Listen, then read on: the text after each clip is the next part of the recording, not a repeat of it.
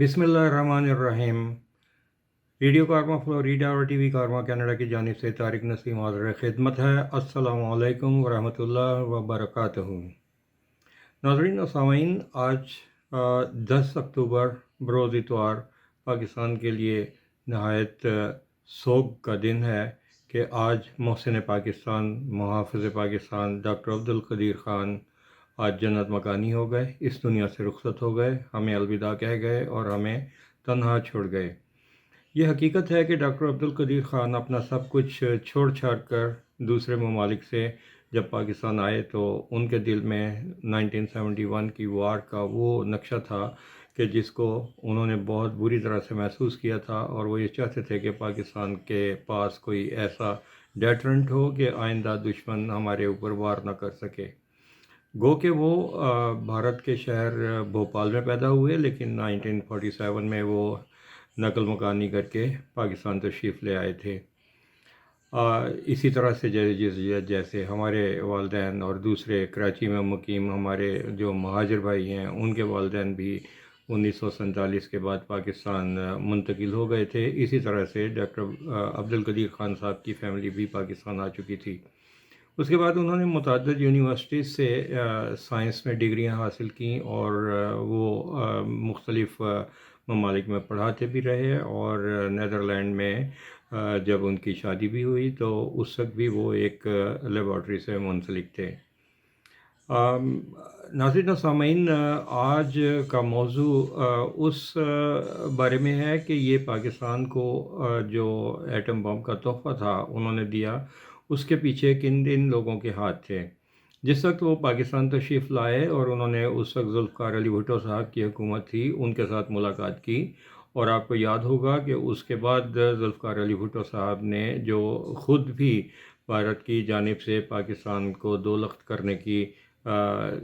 जो सानहा था उस पर बड़े दिल बर्दाश्त थे, और डॉक्टर कदीर ख़ान साहब से मुलाकात के बाद उन्होंने ये बयान भी दिया था कि हम घास खा लेंगे लेकिन एटम बम ज़रूर बनाएंगे। और उसके बाद उन्होंने डॉक्टर अब्दुल कदीर ख़ान साहब से बात करके उन्हें पाकिस्तान मुंतकिल होने पर आमादा किया। डॉक्टर अब्दुल कदीर ख़ान साहब पाकिस्तान तशरीफ़ लाए, और उसके बाद जो कुछ हुआ वो ये था कि हुकूमतें बदलती चली गईं, लेकिन ये कोहोटा में जो लेबॉर्ट्री कायम की गई उसमें ये तहकीकाती काम होते चले गए। अब इसमें बहुत से खामोश हीरो भी थे कि जिन्होंने पाकिस्तान को जो इस न्यूक्लियर डिवाइसेस जो वहाँ पर बन रही थी, जिन पर तहकीकाती काम हो रहा था, यूरेनियम को अफसोदा करने के लिए जो भी उसके ऊपर काम चल रहा था, उसके लिए कुछ हार्डवेयर की ज़रूरत थी, कुछ दूसरे ऐसे मामला थे कि जिनके लिए उन्हें दूसरी जानिब देखना पड़ रहा था। दूसरे एक तरफ ये था, और कोहोटा लेबॉर्ट्रीज़ के अतराफ़ में हमारे बहुत से दोस्त या दुश्मन ममालिक के लोग जो है वो जासूसी करने के लिए मंडलाया करते थे, और एक वो वक्त आया कि उसके ऊपर 24 घंटे हमारे जेट जहाज़ जो थे वो गर्दिश किया करते थे, जो मैंने ख़ुद भी देखा। अब ये था कि जिस वक्त जनरल ज़िया उल हक़ साहब की हुकूमत आई तो उस वक्त ये काम तकरीबन मुकम्मल होने को जा चुका था। डॉक्टर अब्दुल कदीर ख़ान साहब ने जनरल ज़िया उल हक़ साहब से बात की और उनसे कहा कि ये अशिया चाहिए और हमें इन्हें लीगली इंपोर्ट नहीं कर सकते। तो इस बारे में उन्होंने कहा कि आपको जिस किस्म की मदद की ज़रूरत हो आप हमें बताइए। अब जिन खामोश हीरोज़ का मैं ज़िक्र करना चाहता हूँ उनमें ARY टीवी के जो उस वक्त मालिक थे अब्दुल रज़ाक याकूब, जिनके नाम से ARY टीवी है।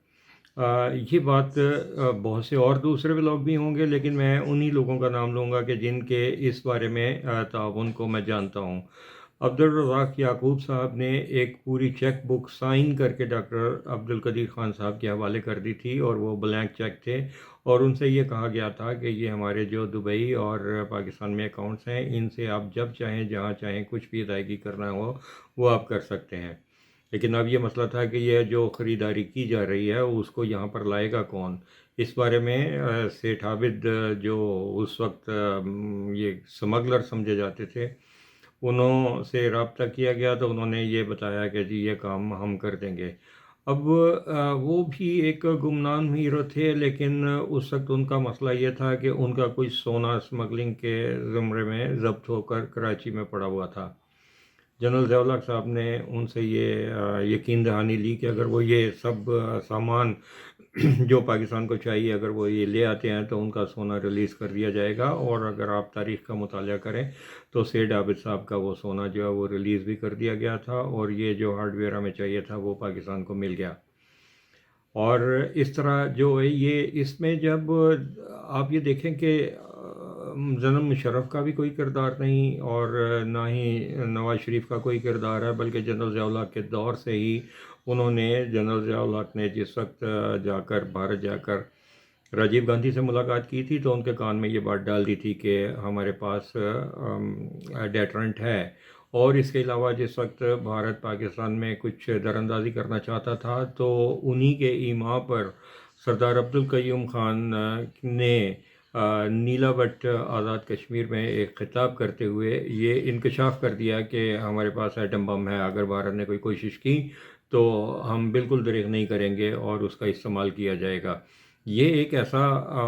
ایٹم بم کے دھماکے سے بڑا دھماکہ تھا کہ جس پر بھارت چوکنا ہوا، اور امریکہ سمیت تمام مغربی ممالک کے کان کھڑے ہوئے، اور انہوں نے پروپیگنڈا شروع کر دیا کہ پاکستان نے اسلامی بم تخلیق کر لیا ہے۔ اس قسم کے منفی پروپیگنڈا پر جو جو ہماری حکومتیں تھیں انہوں نے کان نہیں دھرا، تو میں شروع سے آخر تک جن لوگوں کا نام لینا چاہتا ہوں جو اس کارروائی میں ان کے ممد و معاون ثابت ہوئے، ان میں ہمارے صدر پاکستان بھی تھے غلام اسحاق خان صاحب، اور جنرل ضیاء الحق صاحب، بھٹو صاحب تو خیر اس طرح سے ابتدا انہوں نے کروائی تھی کہ ڈاکٹر عبدالقدیر خان کو لے کر ہی وہی آئے تھے۔ لیکن یہ تین جو ہمارے حکمران تھے ان کا بہت زیادہ تعاون شامل حال تھا، لیکن اتفاق سے جس وقت 1998 میں اس کا چاغی میں دھماکہ کیا گیا، جس وقت یہ اس وقت ہوا کہ جب انڈیا نے دھماکے کر دیے تھے ایٹم بم کے، اور اس وقت پاکستان کو یہ کہا جا رہا تھا کہ آپ ایسا نہ کریں ورنہ آپ پر پابندیاں لگ سکتی ہیں۔ ڈاکٹر عبدالقدیر خان صاحب اس وقت اپنی ٹیم کے ساتھ وہاں موجود تھے، اور یہ بات جو ہے یہ تو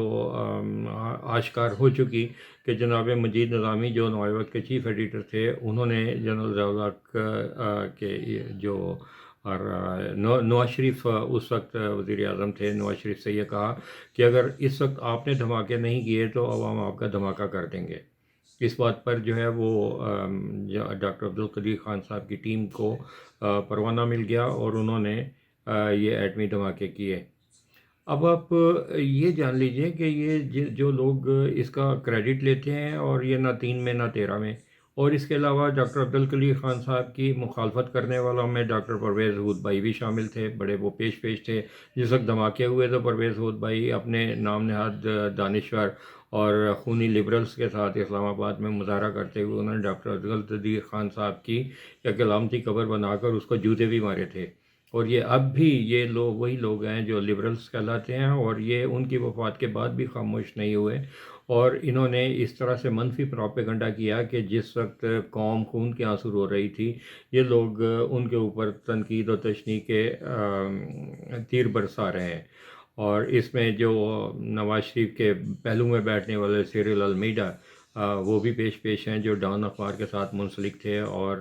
ان کی کافی خبریں جو ہیں وہ فوج کے بارے میں ان کے خلاف ہوا کرتی تھیں۔ انہوں نے بھی ایک بڑا بیہودہ سا میسج جو ہے وہ ٹویٹ کیا، اور اس طرح کے بھی میں نے ٹویٹ دیکھے۔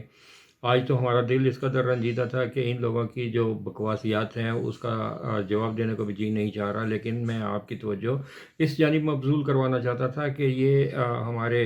نیوکلیئر ڈیٹرنٹ کا سفر کس طرح سے شروع ہوا بھٹو صاحب کے زمانے سے، اور جو ہمارے خاموش مجاہد تھے عبدالرزاق یعقوب صاحب اور سیٹھ عابد صاحب، ان دونوں کو میں خراج تحسین پیش کرنا چاہتا ہوں کہ اگر یہ عملی طور پر اس میں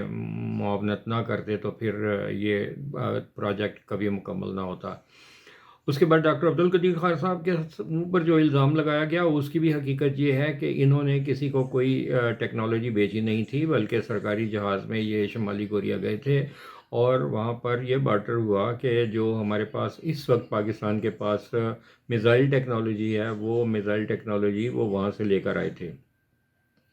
اب میں یہ نہیں کہہ سکتا اور مجھے اس کا یقین نہیں ہے، لیکن کہا یہ جاتا ہے کہ شمالی کوریا کو نیوکلیئر بم کے بارے میں وہ کچھ معلومات دے کر آئے، اور اس کے بدلے میں اس کے عوض انہوں نے یہ بارٹر سسٹم ہوا اور انہوں نے وہاں سے میزائل ٹیکنالوجی لی، اور اس وقت پاکستان بہترین دنیا کے جو میزائل ہیں وہ بنا چکا ہوا ہے، کہ جو اس کی رینج بہت زیادہ ہے، جس کو ٹیسٹ ہر طرح سے کیا جا چکا ہے، اور اس کے نشانے عین ٹھیک جا کر لگتے ہیں۔ تو ڈاکٹر عبدالقدیر خان صاحب کے پاس جو ان کے اوپر جو الزامات اور انتہائی گھٹیا اور بیہودہ الزامات لگے کہ انہوں نے کوئی ٹیکنالوجی بھیج دی ہے، وہ جس طرح سے خالی ہاتھ آئے تھے اسی طرح سے خالی ہاتھ دنیا سے چلے گئے۔ بلکہ مجھے اچھی طرح سے یاد ہے کہ صدر مشرف کے زمانے میں ان کا کوئی گھر تھا جو انہوں نے بنوایا اپنی محنت کی کمائی سے، اپنی تنخواہ میں، اور اس سوسائٹی کو جو اسلام آباد ہاؤسنگ جو ہماری سی ڈی اے ہے، اس نے اس سوسائٹی کو غیر قانونی قرار دے دیا، اور سب سے پہلا جو بلڈوزر کھڑا ہوا وہ جا کر ڈاکٹر عبدالقدیر خان صاحب کے گھر کے آگے کھڑا ہوا، جو اس کو منہدم کرنے کے لیے تیار تھا۔ وہاں لوگوں کا ایک ہجوم اکٹھا ہوا، اور انہوں نے وہ پتھر مار مار کے وہ ان بلڈوزرز کو ہٹایا، اور جب بات جنرل پرویز مشرف تک پہنچی تو انہوں نے وہ احکامات جو ہے وہ منسوخ کروائے۔ تو یہ تو ان کی حالت تھی کہ جس قسم کرسی کی حالت میں وہ سڑکوں کے اوپر جا کے فٹ پاتھ کے اوپر بیٹھے ہوئے ہوتے تھے، اور اگر ان کے کوئی اکاؤنٹ ہوتے یا کوئی وہ تعیش کی زندگی بسر کر رہے ہوتے، تو وہ جتنے لوگ یہاں پاکستان کو لوٹ کر اپنی ساری دولت باہر لے کر گئے ہیں، کسی کی دولت دبئی میں پڑی ہے، کسی کی دولت جو ہے وہ لندن میں انویسٹ ہو چکی ہے، اور کسی کی جو پاکستان سے منی لانڈرنگ کرنے والے ہیں ان کی کسی شوگر ملوں میں کوئی پیسے ڈال جاتے ہیں، اربوں روپے کی منی لانڈرنگ کرتے ہیں، کئی وہ فلودے والے کے اکاؤنٹ سے دستیاب ہوتے ہیں پیسے، کبھی وہ پاپڑ والے کے اکاؤنٹ میں سے پیسے نکلتے ہیں۔ جتنے پیچیدہ اس قسم کی منی لانڈرنگ کرنے والے ہیں وہ تو بڑے آرام سے ہیں، لیکن جو ہمارا ہیرو تھا اس کو آپ نے طنز و تشنیع کا نشانہ بنایا، اور اس کو اس طرح سے جو ہے بدنام کرنے کی ایسی عالمی سازشوں کا حصہ بنے۔ تحفہ ہے ایسے لوگوں کے اوپر کہ جو مادر وطن کو گالی دے کر دشمن سے داد لیتے ہیں۔ آج تک کے لیے اتنا ہی، دل بہت رنجیدہ ہے۔ آئندہ دوسری سیٹنگ میں پھر آپ سے ملاقات ہوگی اور ہم اس بارے میں مزید بات چیت کریں گے۔ ہمارا آپ کا اللہ حافظ۔ ایک بار ہمارے قومی ہیرو ڈاکٹر عبدالقدیر خان صاحب کے لیے فاتح خوانی فرما دیجیے گا۔ اللہ آپ کا بھی نگہباں ہو اور حامی و ناصر ہو، اور اللہ تعالیٰ ڈاکٹر عبدالقدیر خان صاحب کو ان کی مغفرت فرما کر جنت الفردوس میں ان کے درجات بلند فرمائے، آمین۔ ہمارا آپ کا اللہ حافظ۔ السلام علیکم ورحمۃ اللہ وبرکاتہ۔